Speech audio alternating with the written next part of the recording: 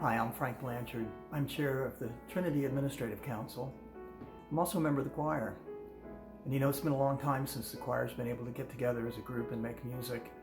And I am really looking forward to the time when we can gather again together, when the time is right.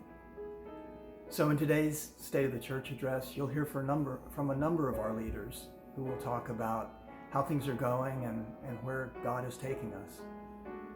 But before we start, let's take a moment to think back and remember where we've been. Do you remember last year, the beginning of Lent? We entered into a season of wilderness. The county inspectors required us to vacate our sanctuary during the renovations, and we weren't expecting that. So what were we going to do? How are we going to worship? We got together, we got creative, and we moved into the wilderness for Lent. We held church in multiple classrooms, the choir sang in the hallways, we had dueling calls to worship, and finally at Easter, we were all allowed back into the unfinished sanctuary. You remember? It was several more months before we cut the ribbon. And looking back, the wilderness seemed like small potatoes compared to the one we're in now. Maybe that season of wilderness was God preparing us for this season of wilderness. And here we are today, adaptable, faithful, and committed to still being the church, with or without our sanctuary. Good morning, Trinity. I'm pleased to report that our church remains in good spiritual health. You are checking in on each other. You are joining me for prayer at noon each day, praying for our church and our world. You are rising to the task of Zoom worship. Even the choir is gathering together over Zoom on Wednesday nights. You all have been sharing an outpouring of God-given creativity. Pictures of the carrot cake you just made, or the rainbow piece of art, or the musical selection for Sunday worship. All of that helps us feel connected. There's something just delightfully human about wanting to know what your friends ate for dinner. It helps us plug the gap. Our children are still following the joyful way of Christ at home. They are participating in the secret missions of Trinity Kids Lee's and Jack. They have been sending cards to Trinity friends. They've been finding God in creation. They've been submitting beautiful pieces of art for our creativity challenge. They've been silly with Pastor Bonnie and God is in your townhouse, and they are being silly themselves. They remind us each day of what it means to still be the church, to still find joy in all of our lives. So what's next for us? The state of Maryland may be slowly opening up, but it's simply not safe at this time for us to resume worship in our sanctuary. Hi, I'm Lisa Kurtz, and alongside Genevieve Britton, we are co-chairing Trinity's Reopening Task Force, along with Administrative Council, for safely reopening Trinity to the public. Our district superintendent has informed us that churches cannot reopen until we know how to do that safely. And unfortunately, at this point, no one knows how to do that safely. Our priority is everyone's health, is first and foremost. We are going to devise a plan along with supplies that's needed to reopen our church safely. So stay tuned. More information will be coming, and we hope you take care. But that doesn't mean mission and ministry come to a halt. I'm Ricky Ballew, Chair of Trinity's Discipleship Council. We have been meeting and asking the question, how is God calling us to follow the joyful way of Christ in this season? We came up with two major initiatives moving forward. First, we want to deepen our partnership with Germantown Help. 1 in 5 children in the U.S. is hungry right now. Germantown Help is now serving 100 families per week, 3 times as many as they were serving several months ago. A team from Trinity will soon be forming to plan additional food drop-offs with an element of joy and fun. If you are interested in being part of that team, please let me know. Second, we are going to take this opportunity to try out one of the most ancient and popular ways of being church, one that recaptures a key element of early Methodism: small groups. Let's be honest. We can't just sit there in our couches and watch YouTube videos and call it church for the rest of time. No, that lacks the interaction. It lacks the personal connection, the chance for you to offer your worship to God and you to see each other and talk to each other. So moving forward, our worship at Trinity is going to have a new/ancient method. When Methodism first began, it was largely a movement of small groups.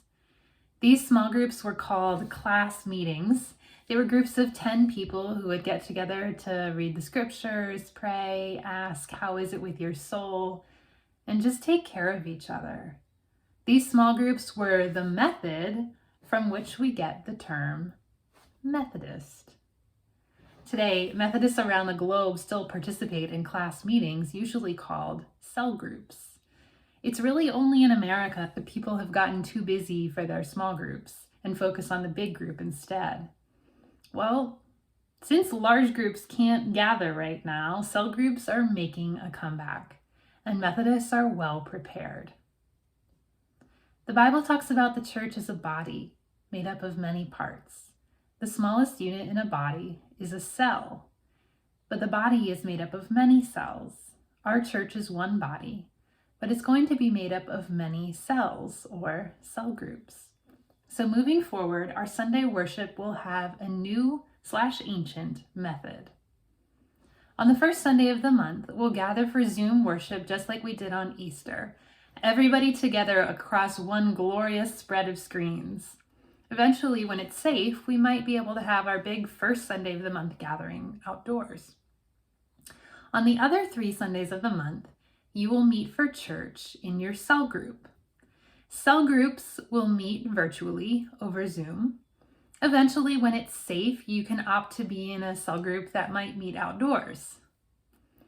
So this is a way that you can actively participate in church with others, still from the comfort of your own couch. Since it's smaller, you'll actually get to talk to each other, to hear each other laugh, have a cup of coffee. How are we going to organize these cell groups? Well, we thought about just dividing up the list of church members alphabetically, but instead we decided to give you several options. First, you can choose if you would like a cell group that meets Sunday morning, Sunday afternoon, evening, or even on a Saturday. Second, you can choose if you'd like a group that meets strictly over Zoom, or if you might like to meet in a group outdoors when the weather is good and it's deemed safe. You can also choose to sign up for a special cell group for families with young children. So please fill out the cell group sign up electronic form as soon as possible so that we can do the big work of organizing these cell groups. We'd like you to sign up by June 1st, which is right around the corner. Groups will begin meeting the second Sunday in June. So what will we do in these cell groups? We are all going to be doing the same thing. We're all going to be reading through Manna and Mercy.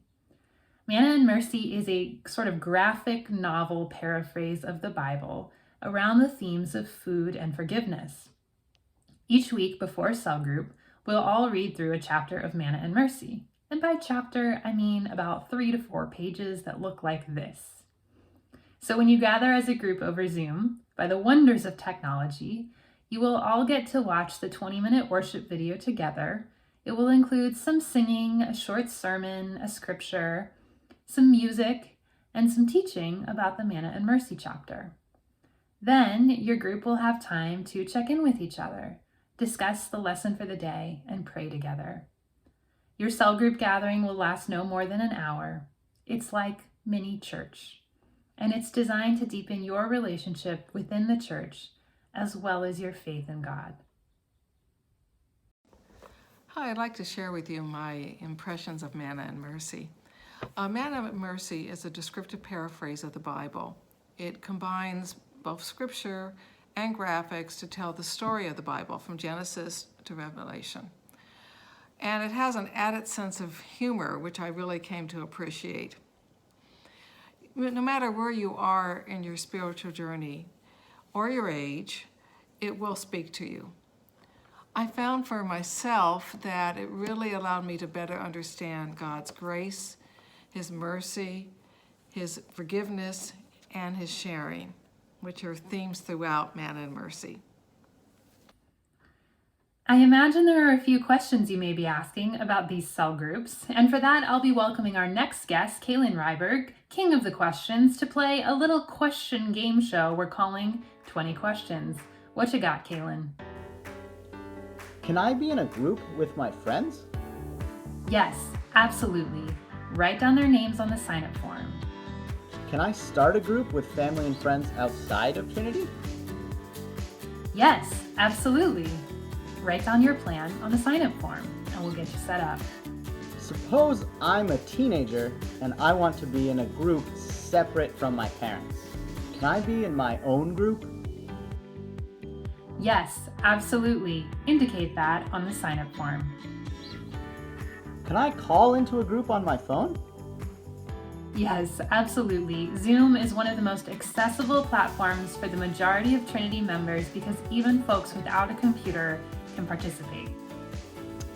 What if I just casually don't fill out the sign-up form? Can I help lead a group? Yes, absolutely. Each group will have 2 leaders, which means we need about 20 people to step up. We don't need 20 Bible scholars. We certainly don't need 20 pastors in training. We need regular, ordinary group co-leaders who can do the following. 1, can you host a Zoom call? 2, can you follow directions and lead a discussion? 3, can you look after the well-being of your group? If so, then you can be a co-leader. Just mention that on the sign-up form. How do I get my copy of the Manna and Mercy book? You can pick it up from the church the next 2 Sundays, May 31st or June 7th from 3 to 4 p.m., or you can ask us to deliver it to your door. Thanks for playing, Kaylin. You're welcome. I know that for some of you, the idea of a cell group may be scary. It is hard to be seen. It is hard to make a commitment to be seen and to keep showing up. We'll do everything we can to ensure that these cell groups are safe, loving, and fun. And if it gets rough, you can always just click a button and disappear. I was encouraged by a letter that one of our Discipleship Council members, Ben, wrote to me recently. As I think about next steps for Trinity,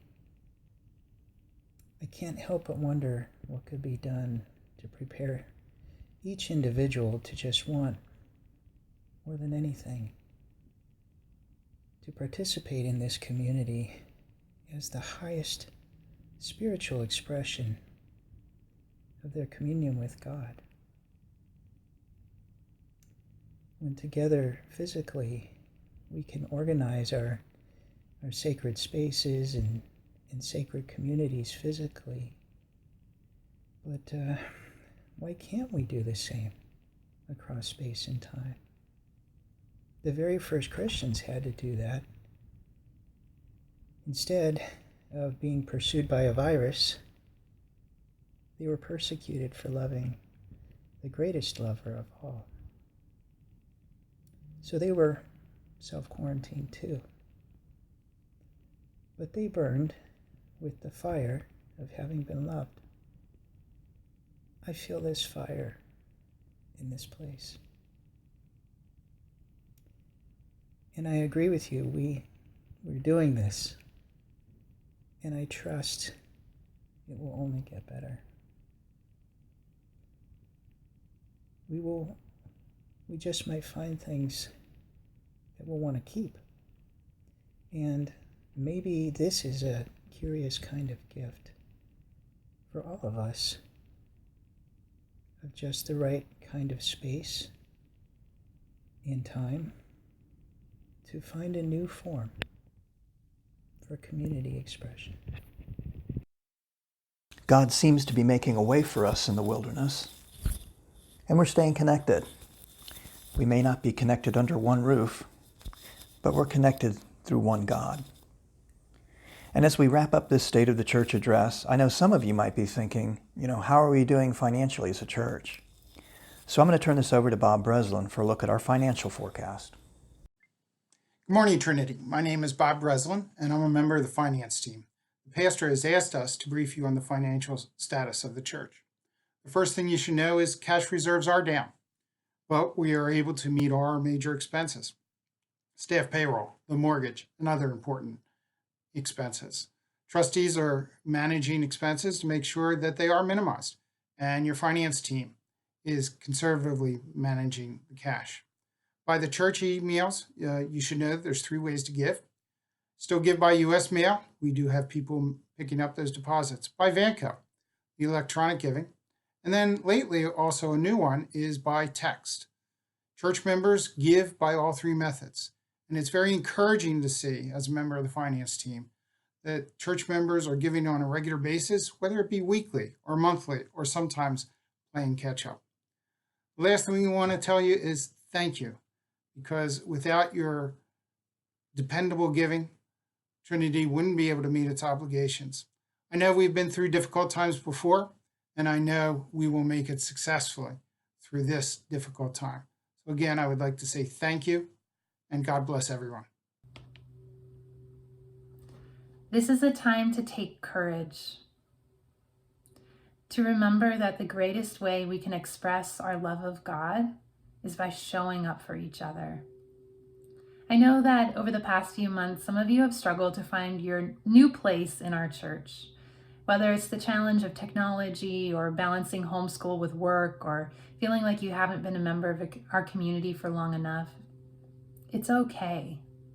We're all in the wilderness, and God is faithful even when things feel a little shaky on our part.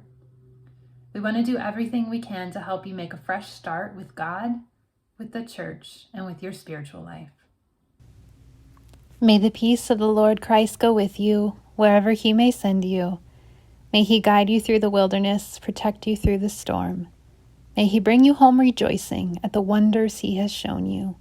May he bring you home rejoicing once again into our doors. God be with you till we meet again. When life's perils thick confound you, put his arms unfailing round you. God be with you till we meet again.